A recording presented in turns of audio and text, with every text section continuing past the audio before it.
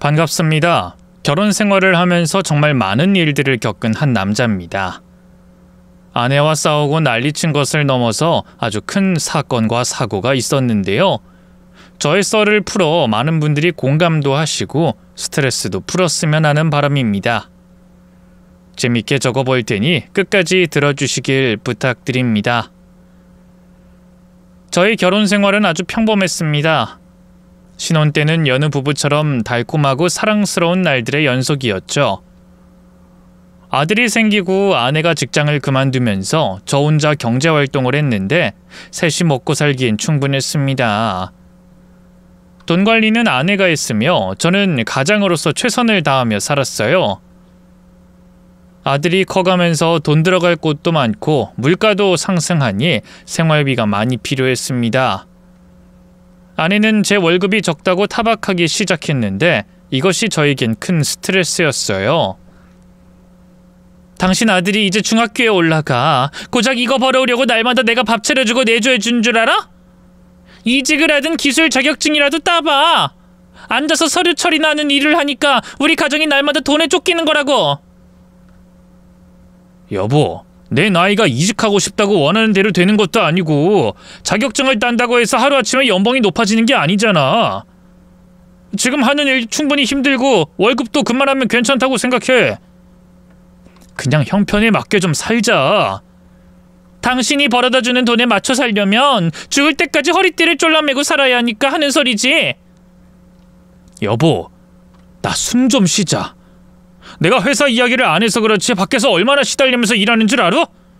아이고, 누군 회사 생활 안 해봤나? 나도 아들 낳기 전까지 회사에서 실컷 굴렀거든? 그래도 그게 집에서 살림하는 것보단 나아. 내가 5년 전부터 다른 일 알아보라고 했으면 좀 알아듣고 행동을 좀 해라. 아들내미 대학 보낼 돈도 없어가지고 쪽팔리고 싶니? 내가 주는 돈이 얼마나 적다고 이러는지 모르겠어. 나 정도면 평균 이상 아닌가? 아내는 턱도 없는 소리는 집어치우라고 하더군요. 제 월급 통장을 관리하면서 매일 한숨만 나온다며 무조건 기술 배워서 힘들게 노동해서 많은 돈을 벌어오는 것이 장땡이라고 떠들었습니다. 아내와 자주 월급 문제로 싸웠고 기분 상한 채로 대화를 며칠씩 건너뛰고 남처럼 지냈어요. 사실 아내의 목소리를 며칠 듣지 않으면 심장이 두근댈 일도 없었고 스트레스가 심해지지 않아 회사 일이 잘 풀렸습니다. 아내는 비단 저에게만 막말과 무시를 한 것이 아니었어요. 하나 있는 중학생 아들에게 모진 말을 심하게 하는 걸 목격하게 되었습니다. 모자 사이가 좋은 줄만 알았는데 어느 날 성적표를 받아온 아들이 매를 맞고 있는 걸 듣고 아들 방으로 달려갔습니다. 당신 지금 뭐하는 짓이야? 영민이를 왜 때려? 성적을 개판쳐서 혼 좀 내는데 왜? 그렇다고 몽둥이로 애를 잡는 거야? 당장 그만두지 못해? 아들은 눈물이 그렁그렁했고 두 다리를 쩔뚝이며 뒤로 물러섰습니다. 그만두긴 뭘 그만둬? 성적이 이따위면 대학 문턱은 밟아보지도 못한다고. 사람 구실하려면 대학은 가야 할 거 아니야. 아들놈이 당신 닮아서 머리가 돌덩이인 건 아는데 그래도 혼을 내서라도 공부를 시켜야 하는 거 아니냐? 아들한테 못하는 소리가 없어. 돌덩어리라니? 우리 아들이 얼마나 선하고 착한 아인데 그런 식으로 말을 해? 같은 남자라고 편드는 거야? 당신이나 애나 똑같아. 한심하고 할 줄 아는 것도 없는 잉여 같은 게 똑 닮았다고. 하여튼 이런 머저리는 매가 답이니 매질은 계속해야겠어. 내가 큰 거 바라는 것도 아니고 서울에 있는 4년제 보내려고 이러는 거야. 머리가 빠가 살아있는 놈을 어떻게든 고쳐주려고 이러는 거라고. 아내가 막말과 몽둥이질을 계속하길래 아들 앞에 가서 막았습니다. 그만두지 않으면 진짜 가만두지 않겠다고 했더니 모질이 둘이서 잘들 논다며 조롱의 말을 하고 나가더군요. 아들에게 그렇게 심하게 대하는 걸 보고 처음 봐서 너무 놀란 저는 아들에게 물었습니다. 영민아, 엄마가 항상 이랬니? 너 성적표 나올 때마다 혼내고 그랬어? 아니요, 성적표 나올 때만 그런 게 아니라 시시때때로 그랬어요. 아빠가 일하고 계신 시간에 걸핏하면 몽둥이를 들었어요. 도대체 왜? 저는 공부도 잘 못하고 행동도 말도 느려서 엄마가 많이 답답하대요. 빠릿빠릿하지 못하다면서 부지런하게 만들겠다면서 허구한 날 몽둥이를 들었어요. 세상에, 영민아, 아빠가 아무것도 몰라서 미안하다. 난 네가 엄마랑은 잘 지내는 줄 알았다. 아빠도 맨날 엄마한테 혼나서 제가 혼나는 걸 몰랐겠죠. 괜찮아요. 정말 제 자신이 한심스러웠고 아들에게 너무 미안해서 말문이 막혔습니다. 저는 이 문제를 그냥 넘어가지 않기로 했어요. 제가 알게 된 이상 이젠 체벌은 절대 금지라고 아내에게 경고했습니다.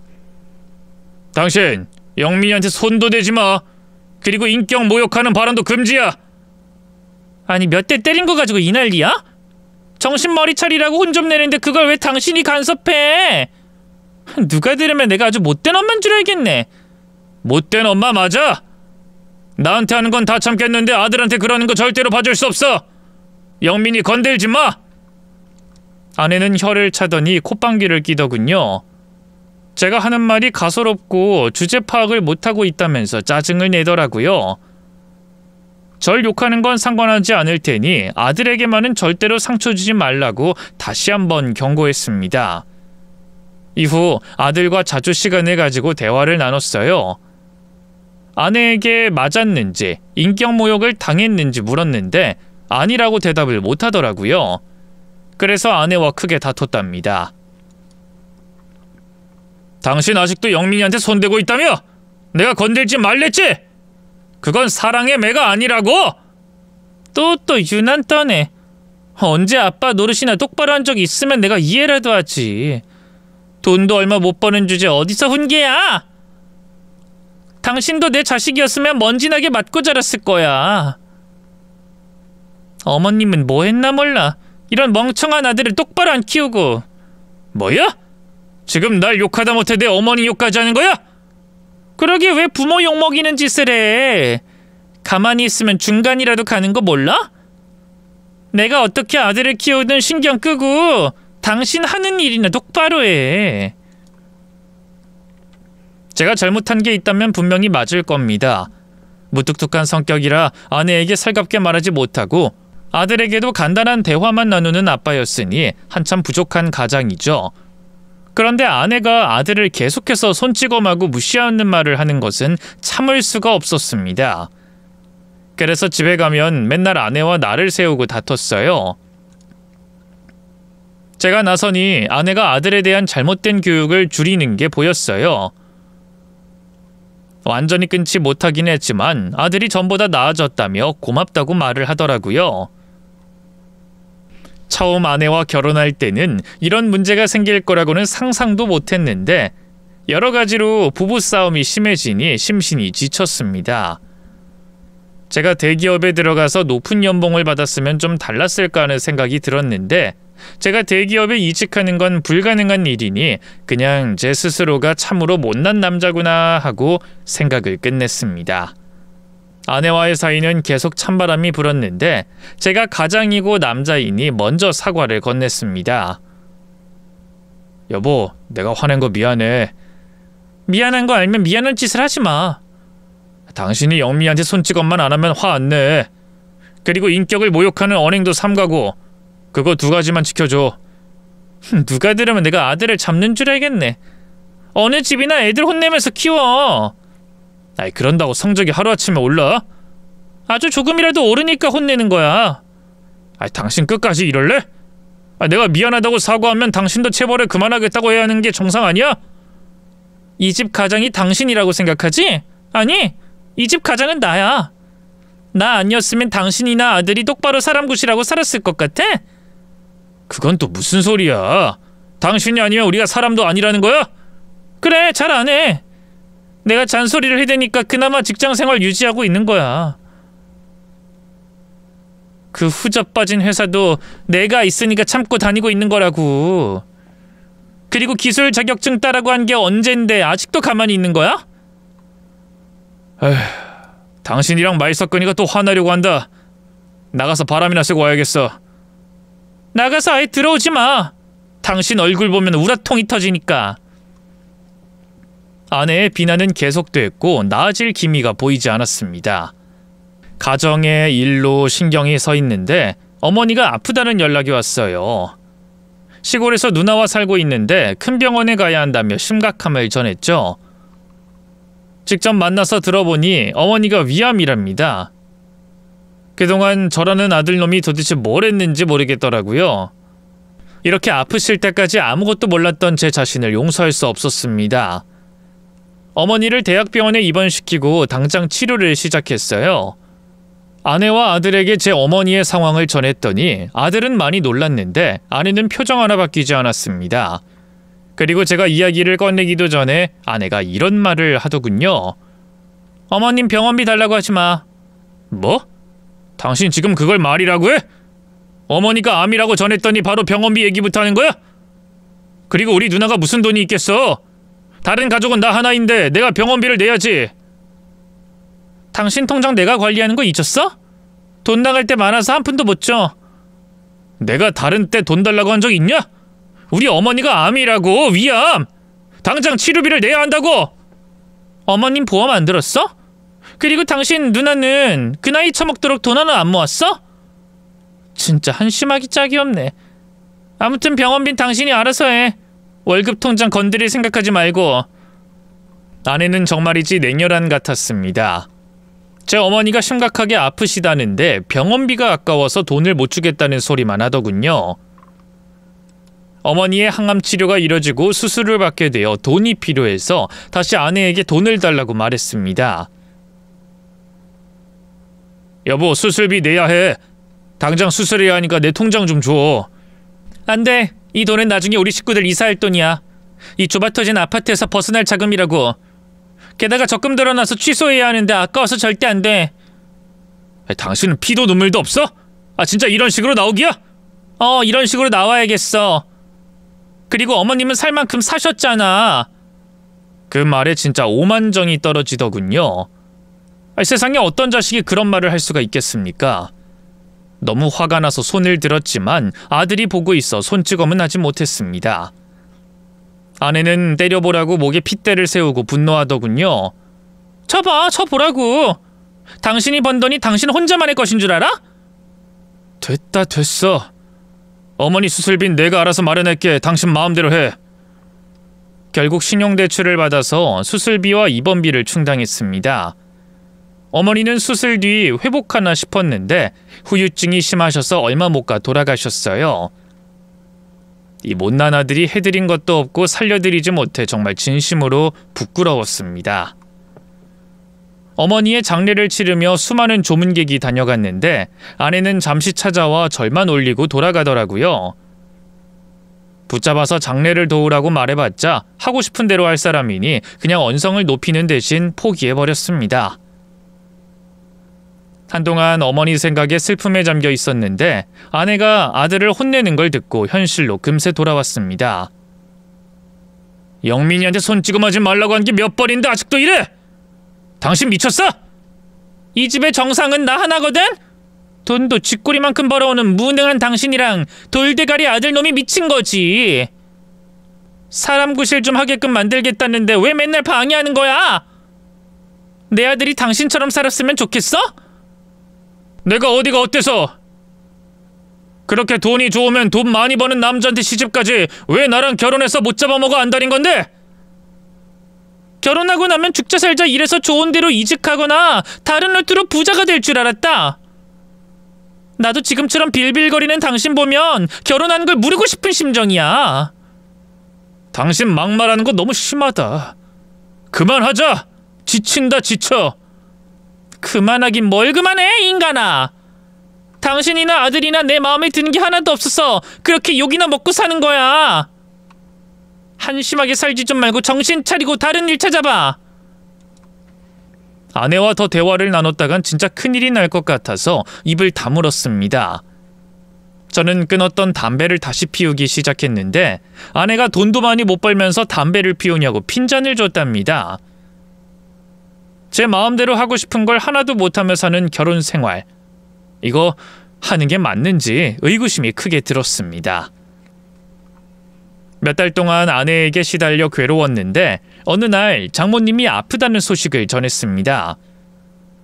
간암이고 이식을 해야만 생명을 살릴 수 있다고 전하더라고요. 저희 어머니가 아팠던 때가 떠올라서 장모님이 안쓰럽고 딱하다는 생각이 들었습니다. 아내는 장모님이 아프시다는 말을 하더니 저에게 요구사항이 있다고 하더군요. 우리 형제들 모두 간이식 검사 받기로 했으니까 당신도 같이 받아. 뭐? 간이식 검사? 장모님한테 간이식 해드리라는 소리야? 그래, 잘 알아들었네. 내일 검사하기로 했으니까 월차 내고 같이 가자. 누구 마음대로 내 간을 장모님한테 드려? 당신 우리 어머니한테 했던 거 기억 안 나?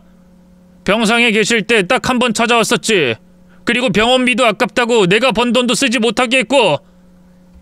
당신이 나한테 그렇게 해놓고 이제 와서 장모님 아프니까 나더러 간이식을 해드리라고? 당신은 양심도 없냐? 아니, 어머님은 이식을 해서 살 것 같았으면 검사 받았을 거야. 그런데 그게 아니라 위암이고 가망이 없으니까 돈을 아낀 거지. 가망이 없었다고 누가 그래?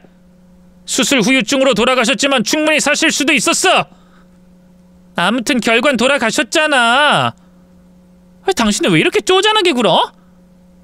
그래서 내일 검사를 받겠다는 거야, 말겠다는 거야? 안 받아. 당신 형제들이 알아서 해. 나쁜 인간 같으니라고. 천하의 못된 자식 같으니. 아내가 하도 기가 막힌 소리를 하길래 확실하게 거절 의사를 밝혔습니다. 며칠 뒤에 처남이 간이식을 해줄 수 있다는 연락을 받았습니다. 제가 검사받지 않아도 수술을 충분히 받을 수 있다고 하니 내심 다행이었답니다. 그런데 아내가 또 다른 기막힌 소리를 떠들었어요. 내 남동생이 엄마한테 간이식 해준다는 연락 받았지. 수술비랑 남동생한테 돈 주기로 했어. 통장에 있는 돈 5천만 원만 쓸게. 지금 뭐랬냐? 내 통장의 돈으로 장모님 수술비에 처남한테 고맙다고 돈을 줘? 누구 마음대로? 아니, 수술하는데 돈이 드니까 형제들이 모아서 줘야지. 그리고 동생이 큰 수술을 결심했으니 고마우니까 보상을 해줘야 하고. 그걸 왜 내 돈으로 하는데? 나도 우리 엄마 병원비 대출받아서 했어. 당신이 내 돈 못 쓰게 해서 빚내서 병원비 냈다고? 당신 어머니랑 상황이 다르잖아. 우리 엄마는 수술만 받으면 무조건 산다고. 가망 없는 게 아니라 무조건 사신단 말이야. 그럼 수술비를 자식들이 내는 건 당연한 거고. 당신도 우리 엄마 자식이잖아. 무서운 여자네. 정말 치가 떨린다. 나 은행 가서 통장이랑 카드 다시 만들 거야. 당신이 가지고 있는 거 못 쓰게 할 테니까 그런 줄 알아. 뭐야, 이 인간아?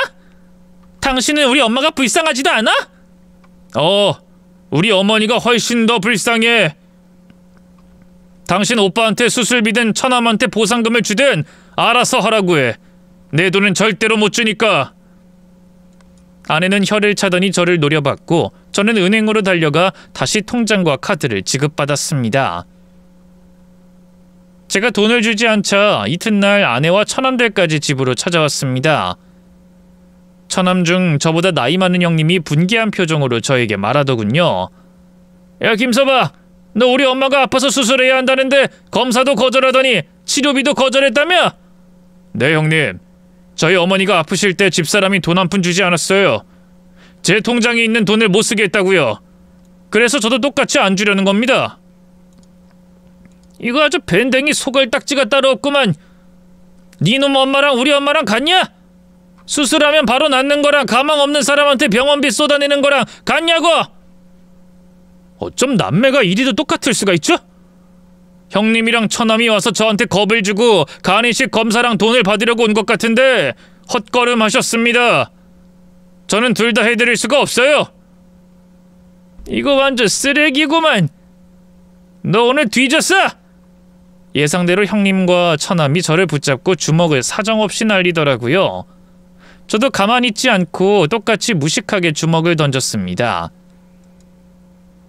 몇 대 주고받았지만 두 사람을 이길 수 없으니 저는 곧 구석에 몰려 두 팔로 몸을 맞고 실컷 얻어맞았습니다. 김서방, 지금이라도 늦지 않았어. 병원비랑 내 동생한테 보상금도 줘. 한 식구니까 기회를 주겠어. 한 식구라고? 뭘 주겠다고? 기회?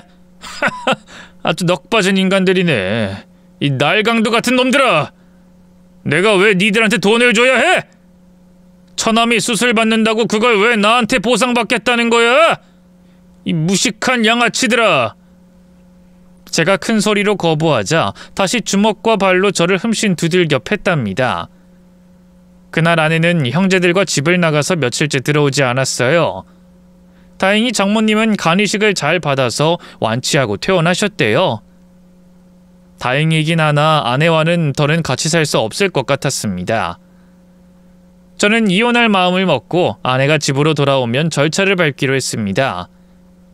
그런데 정말 웃기게도 아내가 이혼소장을 보냈더라고요. 재산 분할은 물론이고 장모님께 지급하지 않은 수술비와 처남 보상금까지 5천만 원을 따로 청구했답니다. 그걸 끝까지 받아내고 저와 이혼하겠다는 건데 말도 안 되는 소리였습니다. 소송전으로 가자고 하니 저도 변호사를 선임해서 아내가 저질렀던 짓을 모두 다 털어놓고 법정 이혼을 하러 법원에 갔습니다. 변호사들이 침 튀겨가며 잘잘못을 따졌는데 판사님은 특정 한 사람의 잘못으로 보기 어려웠는지 재산 분할을 하고 이혼을 할 것을 판결했습니다. 결국 아내에게 저의 재산의 얼마만큼 주고 헤어지게 됐답니다. 그런데 아내가 법정에서 나오며 불만인지 큰 소리를 치더군요. 당신이 영민이 키우는데 내가 왜 양육비를 줘야 해? 그럴 거면 영민이 나한테 보내. 내가 양육비 받으면서 키울 테니까. 왜? 또 영민이 때려가면서 키우려고? 내가 그 꼴은 절대로 못 보지. 영민이도 당신이랑 살기 싫다고 했어. 나랑 같이 못 살면 보육원에 보내달라고 하느라고. 그동안 영민이한테 얼마나 무모한 짓을 했으면 애가 그렇게까지 심한 말을 하겠냐? 당신은 엄마 자격도 없어. 뭐가 어째? 영민이 그 자식이 그렇게 말해? 이래서 자식놈들 키워봤자 다 소용없다고 하나 보네. 그래, 당신이 키워. 그런데 양육비는 기대하지 마. 난 한 푼도 못 줘. 판결문 보고 말해. 당신은 영민이가 20살이 될 때까지 양육비를 지급해야 한다고. 내가 알아보니까 재산을 다른 구멍으로 넣고 배째라고 하면 양육비 안 줘도 어떻게 못한대. 돈이 없어서 못 준다고 하면 다른 도리가 없다더라. 난 머리 써서 절대로 한 푼도 안 줄 테니까 잘난 당신이 알아서 영민이 놈을 키우든 구워 삶든 알아서 해. 전처가 된 그녀는 끝까지 이기적이었고 무서운 여자였습니다. 이혼을 했더니 저도 그렇고 아들도 매우 밝아졌습니다. 편하게 발 뻗고 자보는 게 얼마만인지 정말 좋았던 것 같아요. 또 아들은 오르지 않던 성적이 금세 껑충 뛰어 올랐답니다. 아내가 떨어지니 저희 부자는 정신적으로 엄청 건강해졌어요. 영민아, 너 성적도 오르고 키도 많이 컸다. 그러게요. 마음이 편해서 그런가? 자식 밝아졌네. 아빠가 많이 미안하다. 엄마가 그러는 걸 진작 알았더라면 빨리 말렸을 텐데. 아빠, 엄마 이야기는 하지 마세요. 전 엄마라는 존재가 무섭게만 느껴져요. 그거 말곤 아무런 감정 없어요. 제가 못된 아들이라고 욕하실 수 있겠지만 저는 엄마한테 매맞고 무시당하면서 지낸 게 지옥 같았다고요. 아휴, 우리 아들이 상처가 심했구나. 이 아빠가 대신 사과할 테니 마음 추스르고 앞날만 생각하렴. 이후 아들은 건강하게 성장하긴 했지만 아직 마음속에 응어리가 있는 것 같아 심리상담을 받게 해줬어요. 상담소에 가면 아들은 매일 울었습니다. 아내 얼굴이 학교 일진들과 겹쳐 보일 정도로 무서웠고 피하고 싶었는데 집에서 같이 살았으니 너무너무 힘들었다네요. 저는 우는 아들을 보며 같이 울었고 손이 발이 되도록 아들에게 사과했습니다. 1년 동안 회사와 가정만을 오가며 아들을 위해 열심히 살았어요. 그러다 우연히 길에서 전처를 만났습니다. 양육비를 주지 않아 따지고 싶었지만 굳이 아는 척을 해서 제 감정을 상하게 하고 싶지 않았어요. 또 전처의 돈을 아들에게 쓰고 싶지도 않았답니다. 그래서 그냥 지나치려는데 전처가 먼저 제 등을 툭 건드리더군요. 아, 있냐? 내 전남편을 여기서 다 보네? 왜 아는 척이야? 애인이랑 있는 것 같은데 그냥 데이트나 하시지? 내 애인이 아니라 남편이야, 남편. 아주 잘 나가는 사업가라고. 당신이랑은 차원이 다른 레벨이야. 아, 그러셔? 잘 됐네. 돈 많고 능력 있는 남자를 이제라도 만났으니 얼마나 좋으시겠어? 그뿐만인 줄 알아? 나 새아들도 생겼어. 고등학생인데 수재야, 수재. 과학고 다니는데 내후년에 서울대 아니면 카이스트에 들어갈 거라고. 당신의 그 멍청한 아들하고는 차원이 다른 레벨이지. 영민이 그 꼴통은 아직도 돌머리짓 하면서 학교 다니지? 안 봐도 비디오다. 저와 새 남편을 비교하더니 새 아들과 제 아들을 비교하더군요. 정말 어처구니가 없었고 이런 여자가 아들의 친모라는 게 너무 끔찍했습니다. 당신 영민이는 이제 안중에도 없는 이유가 새 아들이 생겨서였어? 그리고 네 새 식구들 앞에서 내 아들 욕을 하냐? 참 어리석다, 이 한심한 여자야. 내가 한심한 게 아니라 니들 부자가 한심한 거지. 당신은 쥐꼬리만한 월급 받아오면서 발전은 하나도 못하고 영민이 그 꼴통은 공부를 발로 하는지 맨날 성적이 개판이었어. 내가 니들 부자들 보면 부하같이 밀었는데 얼굴을 안 보니까 속 편하더라고. 지금이 아주 행복하다. 참 말에 개떡같이 하는구나. 당신이 낳은 자식인데 끝까지. 다 필요 없어. 내 아들은 이제 영민이가 아니라 광희 하나뿐이니까. 전처가 그 말을 하는 순간 전처 뒤로 아들이 나타났습니다.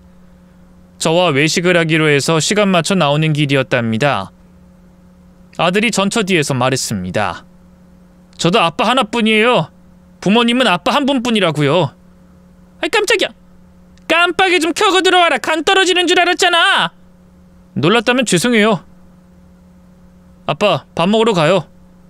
저는 아들을 보고 웃으며 손짓했습니다. 그러자 아내가 저희 부자한테 꼴값을 떤다고 막말을 하더군요. 끼리끼리 아주 잘 노네.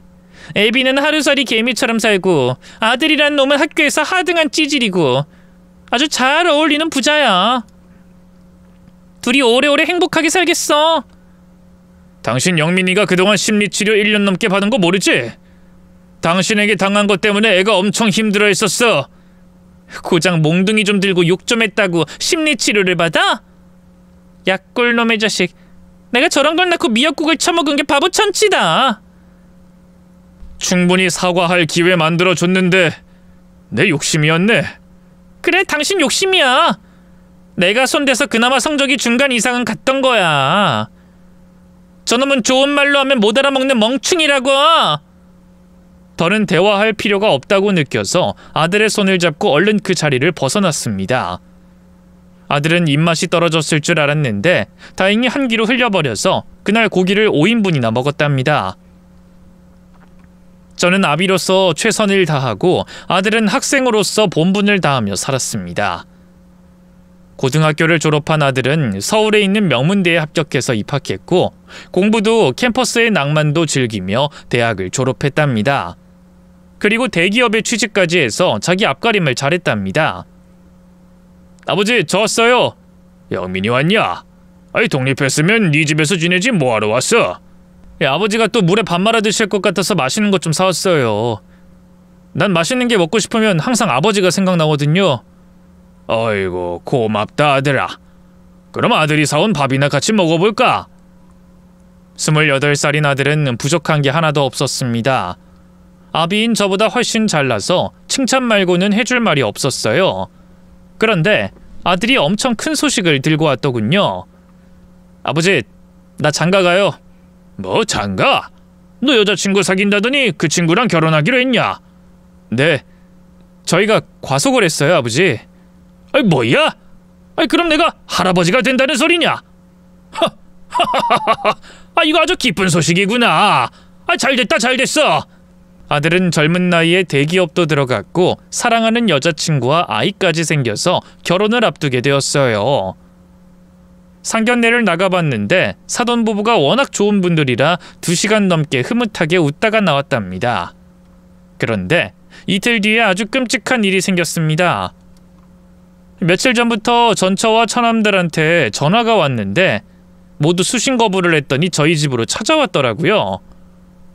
이제 남남이고 볼 일도 없는데 왜 찾아왔는지 의문이었습니다. 무슨 일이길래 세 사람이 저희 집에 오셨습니까? 전처의 오빠가 말문을 열었습니다. 김서방, 우리가 안 좋게 헤어지긴 했어도 가족은 가족이지. 자네 오랜만에 보니까 얼굴이 좋아진 것 같네. 예전엔 미안했네. 두루뭉실하게 말하지 말고 용건을 말하세요. 그게 말이야. 내 동생이 그러니까 자네 전처가 많이 아파. 얼굴을 한번 봐봐. 피죽도 못 먹은 사람 같지?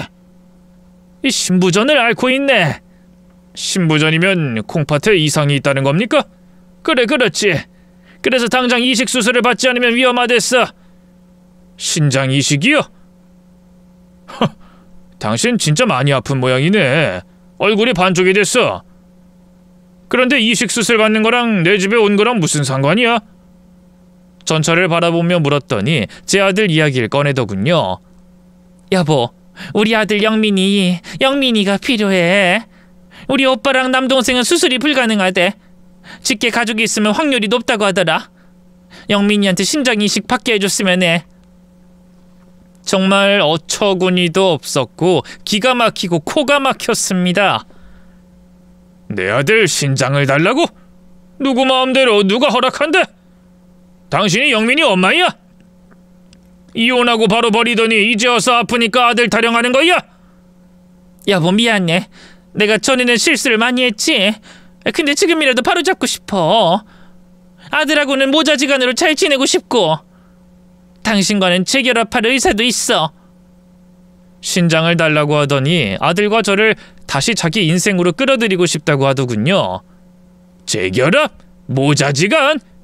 이 여자야, 능력 있는 새 남편이랑 똑똑한 새 아들은 어쩌고 다시 우리한테 기어들어온다는 거야? 그 남자랑은 이혼했어. 내가 아프기 시작하니까 걸림돌이라면서 새 남편과 새 아들이 나를 버렸어. 그때 가족인 줄 알았는데 아무것도 아니었어. 병드니까 바로 손절하고 튀더라. 인과응보지. 당신이 우리한테 한 짓이 있는데 하늘이 계속 행복하게 살게 해줄 거라 믿었나? 아주 꼴 좋다.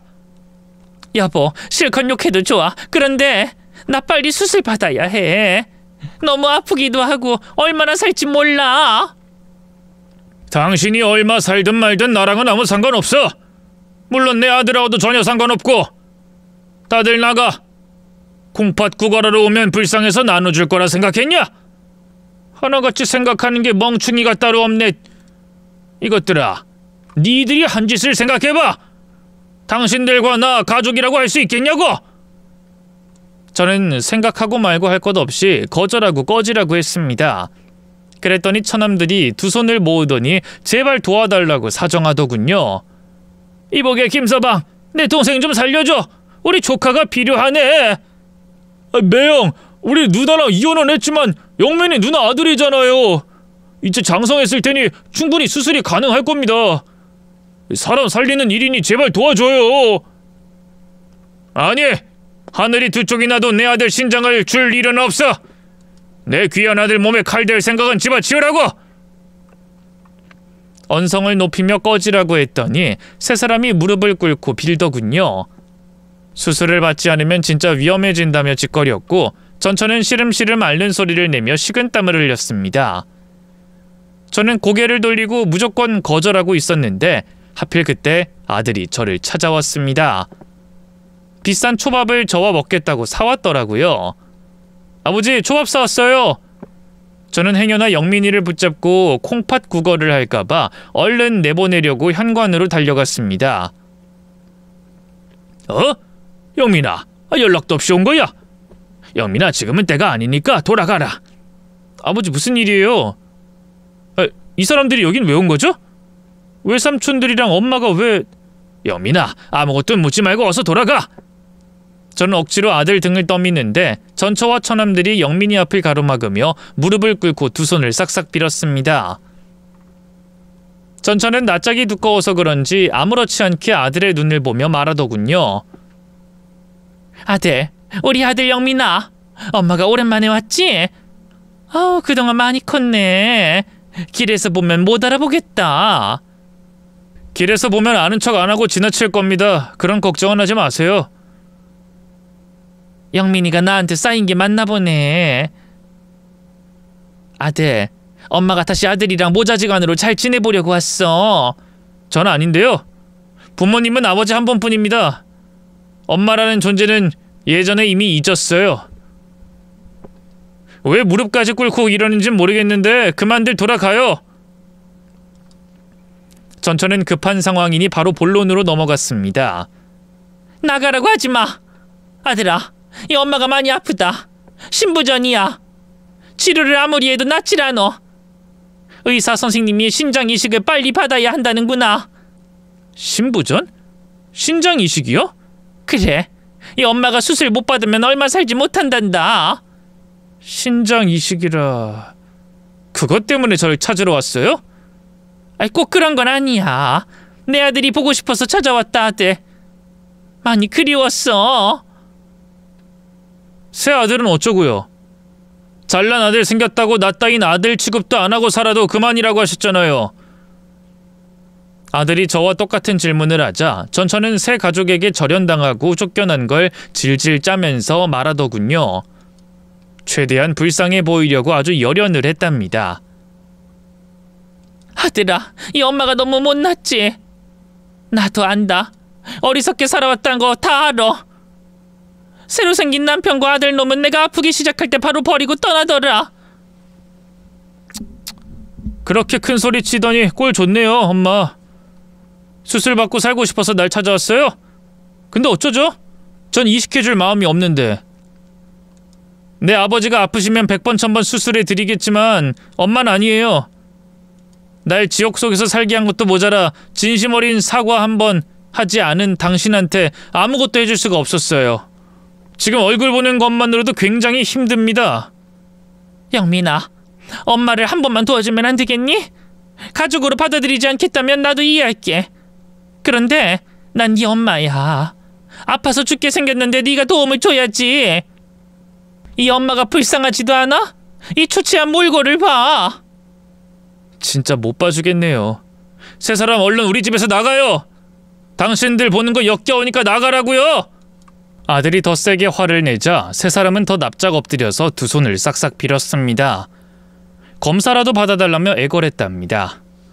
말로 해서는 절대로 나갈 것 같지 않았답니다. 그래서 발로 세 사람의 등을 밀며 내쫓으려는데 아들이 힘겹게 말문을 열었어요. 좋아요, 검사 받을게요. 급한 상황 같으니 일단 검사부터 받아볼게요. 어머나, 정말이니 아들? 역시 내 아들은 효자야. 영민아, 고맙다, 고마워. 나의 하나밖에 없는 아들아, 정말 고맙다. 저는 아들에게 이게 뭐하는 짓이냐고 언성을 높였습니다. 영민이, 너 지금 뭐라고 한 거야? 네가 왜 검사를 받아? 아버지, 흥분하지 마세요. 일단 급한 상황이니까 검사를 받아볼게요. 절대로 용납할 수 없는 저는 아들의 팔을 잡아치려고 했습니다. 그런데 이 처남들이 저를 밀치더니 얼른 영민이를 데리고 나가더군요. 전처는 시커먼 이빨을 드러내며 저를 보고 깔깔 웃었고요. 내 아들은 그래도 멍충이는 아니네. 이 인간아, 당신이 반대한다고 해도 내 아들의 마음까진 막지 못해. 영민이는 내 아들이야. 누가 뭐래도 내 아들이라고. 다시 말하지만 영민이 몸에 손댔다간 절대로 가만 안 둬! 닥쳐, 이놈아. 아들 효도받고 오래오래 살아야겠으니까 당신은 빠져. 괜히 네 놈한테 꿇어서 빈 것 같아 내 자존심이 말이 아니거든? 발 닦고 잠이나 자라. 전처까지 제 집에서 나가자 속에서 부하같이 밀었습니다. 베란다로 내다봤더니 아들이 세 사람과 함께 차를 타고 유유히 떠나더라고요. 아들에게 전화했는데도 받질 않길래 절대로 아무것도 해주면 안 된다고 경고하는 문자를 보냈어요. 아버지인 제가 미쳐 돌아버리는 꼴을 보고 싶지 않으면 당장 멈추라고 말이죠. 얼마 뒤 다시 집에 찾아온 아들을 보고 바로 멱살을 잡았습니다. 네 몸을 그렇게 함부로 쓰라고 누가 그러더냐? 아버지, 흥분 좀 가라앉히세요. 신장 검사했는데 수술 가능하다네요. 뭐? 그럼 기어코 신장을 떼어주겠다는 거냐? 너 곧 장가갈 사람이야. 근데 꼭 그렇게 해야겠니? 이 아버지가 부탁하마. 제발 허튼 짓 하지 마라, 부탁이야. 저는 멱살을 놓아주며 부탁하듯 말했어요. 아들은 절 보고 씩 웃더군요. 아버지, 검사만 받겠다고 했지 누가 이식을 해준다고 했나요? 뭐? 그럼 수술할 생각은 없다는 거냐? 당연하죠. 저한테 부모는 아버지 한 분이라고 했잖아요. 제가 왜 엄마한테 신장 이식을 해주겠어요?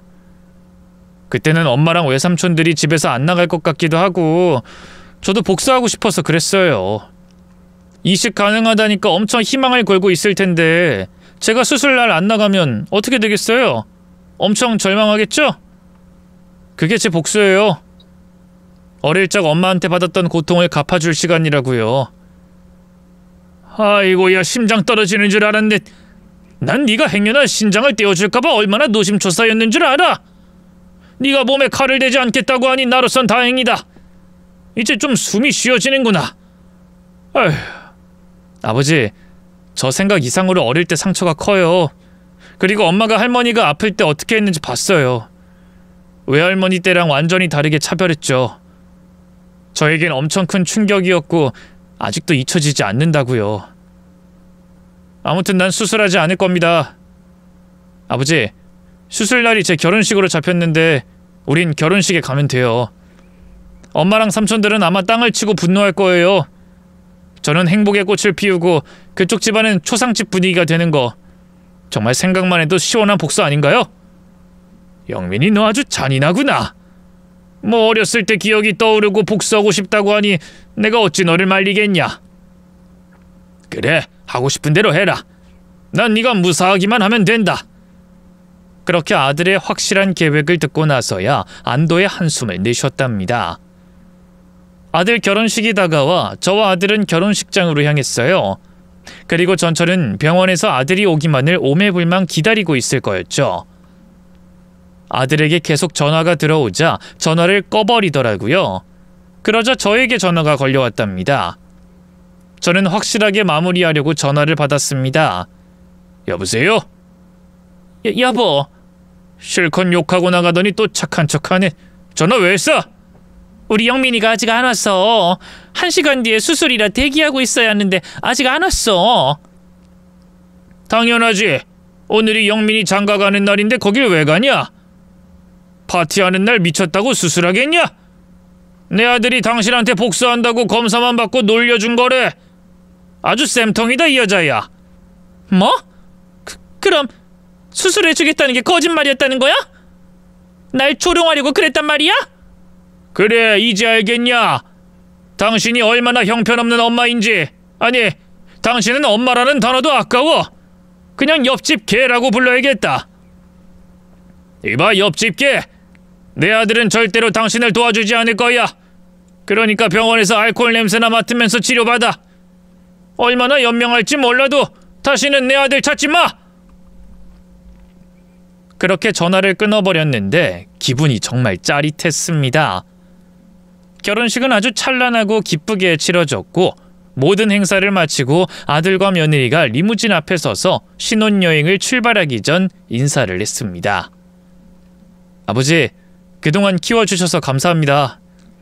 결혼해서 부부가 되었지만 여전히 아버지 아들이니 효도하면서 살겠습니다. 영민아, 효도가 뭔지 확실하게 알려주마.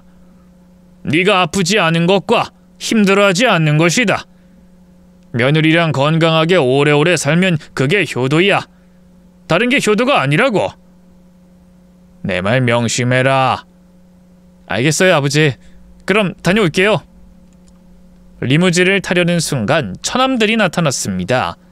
전처도 귀신 같은 몰골로 걸어왔답니다. 처남들이 손가락으로 저와 아들을 가리키더니 전속력으로 달려오더군요.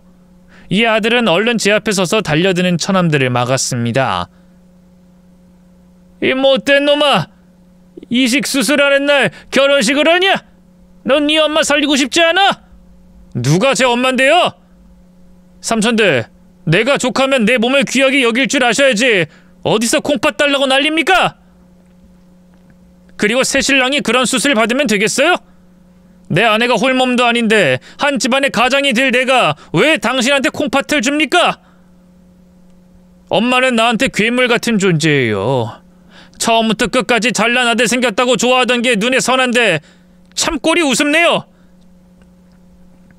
아무튼 난 복수를 해준 거니까 콩팥 구걸은 그만해요. 이놈 봐라. 우리 가지고 놀았네. 좋다. 오늘 네 결혼식 날이 아니라 제삿날로 만들어주마. 동생아, 이 둘 부자 작사를 내주자.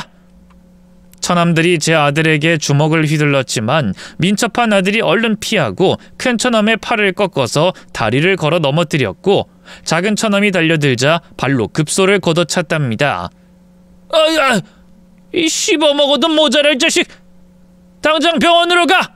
네 엄마 살려내라고! 아, 진짜 질기네. 협박도 정도껏 하셔야지. 외삼촌! 오늘이 외삼촌이라고 불러주는 마지막 날입니다. 다음에 우연히 보면 아저씨라고 불러드릴게. 아들은 순식간에 두 처남을 내동댕이 치고 바닥에 굴려버렸습니다. 그리고 전처가 다가와 눈물을 글썽거리며 아들의 따귀를 날리려고 손을 휘두르자 쓱 피하더니 아내를 밀어서 넘어뜨렸어요. 아, 영민이 너 진짜 이러기야? 영민아, 결혼식 끝났으면 병원 가자. 같이 가서 수술 받자. 이 엄마 더 살고 싶어. 제발 엄마를 살려줘라. 또 엄마라고 하네. 나한테 부모님은 아버지 한 분이고 아버지의 말을 거역하는 일은 절대 하지 않습니다. 내가 얼마나 더 사과하면 받아줄 거니? 영민아, 엄마 힘들다. 제발 한 번만. 전처와 처남들이 끝까지 신장 타령을 하길래 아들과 며느리를 얼른 리무진에 태웠습니다. 영민아, 세아가, 여긴 내가 알아서 수습할 테니까 신혼여행 가라. 도착하면 전화해. 기사님 출발이요. 아버지, 혼자 어떻게 하시려고요? 누가 혼자냐? 사돈 식구들도 있고 내 친구들도 있다. 여긴 걱정하지 말고 신혼여행 가서 재밌게 놀아라. 세기는 홀몸이 아니니 조심하고. 얼른 출발해. 아버지, 그럼 출발할게요. 마무리 좀 부탁드려요. 아들과 며느리를 그렇게 보내고 바닥에 뒹굴다가 일어나 덤비려고 하는 두 처남을 막아준 건 사돈어른과 사돈총각들이었습니다. 저는 뒤로 물러나 아무 짓도 하지 않았죠. 사돈총각들이 힘을 써서 팔다리를 박살내주고 전처는 움직이지 못하게 꽉 잡고 있었습니다. 세 사람이 끝낼 생각이 없는 것 같아 경찰을 부르겠다고 하니 그제야 포기 선언을 하고 떠나더라고요. 김서방, 그리고 자네 아들, 반드시 오늘 일을 돌려받는 날이 올 거야. 우리가 두 눈 부릅뜨고 지켜보고 있을 테니 뒤통수 조심하라고. 이봐요 아저씨, 당신 동생이나 신경 써. 당장 산송장이 될 것 같다고.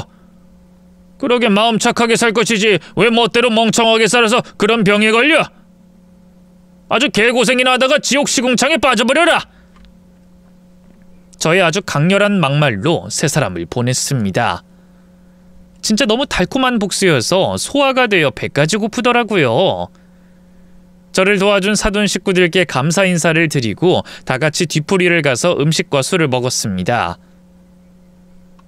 전처 이야기는 쏙 빼고 저의 아들과 며느리가 잘 살길 바란다는 대화만 오가며 기쁨의 축배를 들었답니다.